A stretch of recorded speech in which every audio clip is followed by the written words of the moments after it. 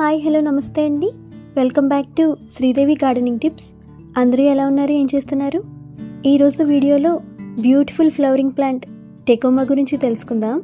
Tecoma summer, rainy season, winter అన్ని సీజన్స్లో పువ్వులు పూసే మొక్క. Permanent flowering plant. ముఖ్యంగా సమ్మర్లో విపరీతంగా పువ్వులు పూస్తుంది. మా టెకోమా ప్లాంట్ని చూస్తున్నారుగా, ఎక్కడా గ్యాప్ లేకుండా పువ్వులు పూసింది. ఈ వీడియోలో ఈ టెకోమా మొక్క గురించి పూర్తి వివరాలు తెలుసుకుందాం. ఇంట్లో ఎలా పెంచుకోవాలి, సన్లైట్ ఎంత కావాలి, ఫెర్టిలైజర్ ఏమి ఇవ్వాలి, ఇలా అన్ని విషయాలు తెలుసుకుందాం.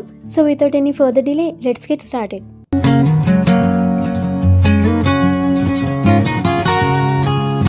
టెకోమా సమ్మర్లో పువ్వులు ఎక్కువ పూస్తుంది అని చెప్పుకున్నాం కదా. ఇది ఎక్కువ వేడిని కూడా తట్టుకునే మొక్క. ఎక్కువ పువ్వులు పూయాలంటే ఫుల్ డే సన్లైట్ కంపల్సరీ ఉండాలి. కనీసం రోజులో 6 గంటలు ఎండ మొక్కకు అందిస్తూ ఉండాలి. టెకోమాలో చాలా వెరైటీస్ ఉంటాయండి. ఇది డ్వార్ఫ్ వెరైటీ, హైబ్రిడ్ అండి. పొట్టిగా పెరుగుతుంది, కుండీలో పెంచుకోవడానికి వీలుగా ఉంటుంది. డ్వార్ఫ్ వెరైటీలో ఆరెంజ్ కలర్, ఇంకా కలర్ ఆప్షన్స్ మీకు yellow, pink, yellow and orange mix అయ్యి బై కలర్ కూడా నర్సరీలో దొరుకుతాయి. నా దగ్గర orange colour and yellow colour 2 రంగులు ఉన్నాయి. 2 కూడా డ్వార్ఫ్ వెరైటీసే. నేను ఈ టెకోమా మొక్కను 3 ఏళ్ల క్రిందట తెచ్చుకున్నాను. 3 ఏళ్లలో రీపాటింగ్ 2 సార్లు చేశాను. మొక్కను తీసుకొచ్చినప్పుడు 4 ఇంచుల కుండీలో ఉంది. దాన్ని 8 ఇంచుల కుండీలో వేశాను. మళ్ళీ సంవత్సరం తర్వాత 12 ఇంచుల కుండీలోకి ఈ కుండీలోకి రీపాటింగ్ చేసుకున్నాను. టెకోమా ప్లాంట్ని అప్పుడప్పుడు ప్రూనింగ్ చేస్తూ ఉంటే కరెక్ట్గా షేప్లో మెయింటైన్ అవుతుంది. సంవత్సరానికి 2-3 సార్లు మొక్కను కత్తిరిస్తూ ఉండాలి. సమ్మర్కి ముందు ఫిబ్రవరిలో మనం మొక్కను ట్రిమ్మింగ్ చేసి రెడీ చేసి పెట్టుకుంటే సమ్మర్ అంతా చక్కగా పువ్వులు పూస్తుంది. మళ్ళీ ఒకసారి ఆగస్ట్ నెలలో వర్షాకాలంలో సాఫ్ట్ ప్రూనింగ్ చేసుకుంటే ఏమైనా ఓవర్గా పొడవుగా అడ్డదిడ్డంగా పెరిగిన కొమ్మల్ని కత్తిరిస్తే బుషీగా గుబురుగా మొక్క అందంగా పెరుగుతుంది. వర్షాకాలంలో కూడా ఇది ఎక్కువ పువ్వులు పూస్తుంది. హ్యూమిడిటీ క్లైమేట్లో ఎక్కువ శాతం ఉంటుంది కదా రెయినీ సీజన్లో. కాబట్టి ఎలాంటి మొక్కలైనా కొత్త చిగుర్లు, కొత్త కొమ్మలు రావడానికి రెయినీ సీజన్ బెస్ట్ అన్నమాట. టెకోమా పువ్వులు ఎప్పుడూ కొమ్మ చివర ఇలా టిప్స్కి పూస్తూ ఉంటాయి. మొక్క ఎంత బుషీగా ఉంటే పువ్వులు కూడా అంత ఎక్కువ పూస్తాయి. టెకోమా మొక్క డ్రాట్ టాలరెంట్. మనం ఒకరోజు వాటర్ ఇవ్వకుండా మర్చిపోయినా కూడా సర్వైవ్ అవుతుంది. వాటరింగ్ చేసేటప్పుడు సాయిల్లో మాయిశ్చర్ ఉందో లేదో చెక్ చేసుకుని పైన మట్టి పొడిగా అయ్యాక వాటరింగ్ చేయండి. ప్రాపగేషన్ విషయానికి వస్తే కొమ్మలతో సులభంగా ప్రాపగేట్ చేయొచ్చు. కొమ్మలు గుచ్చిన తర్వాత హ్యూమిడిటీ, మాయిశ్చర్ ఉండడానికి పాలిథిన్ కవర్ లాంటి ట్రాన్స్పరెంట్ కవర్తో కవర్ చేస్తే తొందరగా కొమ్మలకు చిగుర్లు వస్తాయి, ప్రాపగేట్ అవుతాయి. సాయిల్ విషయానికి వస్తే ఎసిడిక్ సాయిల్ టెకోమా మొక్కకు ఇష్టం.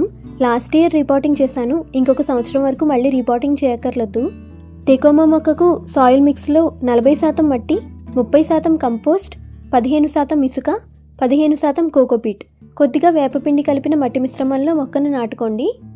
ఫెర్టిలైజర్ విషయానికి వస్తే మరీ అంత హెవీ ఫీడర్ అయితే కాదు. రోడ్ సైడ్ ఈ టెకోమా మొక్కను ఎక్కువ చూస్తుంటాము. రఫ్ అండ్ టఫ్ కండిషన్స్లో కూడా ఈ మొక్క బాగానే పెరుగుతుంది. మెయింటెనెన్స్ తక్కువ, లో మెయింటెనెన్స్ ప్లాంట్. కొద్దిగా కంపోస్ట్ నెలకు లేదా 2 నెలలకు ఒకసారి ఇస్తే చాలు. సాయిల్ని కొద్దిగా లూజ్ చేసి ఒక 2-3 గుప్పెళ్ళు కంపోస్ట్ ఇవ్వండి. నేను కౌడంగ్ కంపోస్ట్ ఇస్తున్నాను.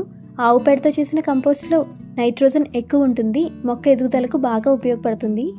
టెకోమాకి ఫాస్ఫరస్ రిచ్ ఫెర్టిలైజర్ ఇవ్వాలి. నేను డిఏపి ఇస్తున్నాను.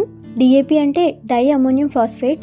ఇందులో 18% నైట్రోజన్, 46% ఫాస్ఫరస్ ఉంటాయి.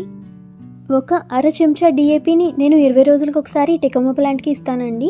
DAP chemical fertilizer. మీకు డిఏపి ఇవ్వడం ఇష్టం లేకపోతే ఆర్గానిక్గా బోన్ మీల్ ఇవ్వచ్చు. ఒక 2 చెంచాలు బోన్ మీల్ నెలకు ఒకసారి ఇస్తే చాలు. పువ్వులు బాగా పూయాలంటే నెలకొకసారి 1 చెంచా రెడ్ పొటాష్ని ఇవ్వండి. ఫ్లవరింగ్ ఇలా ఫుల్గా మొక్క నిండా వస్తుంది.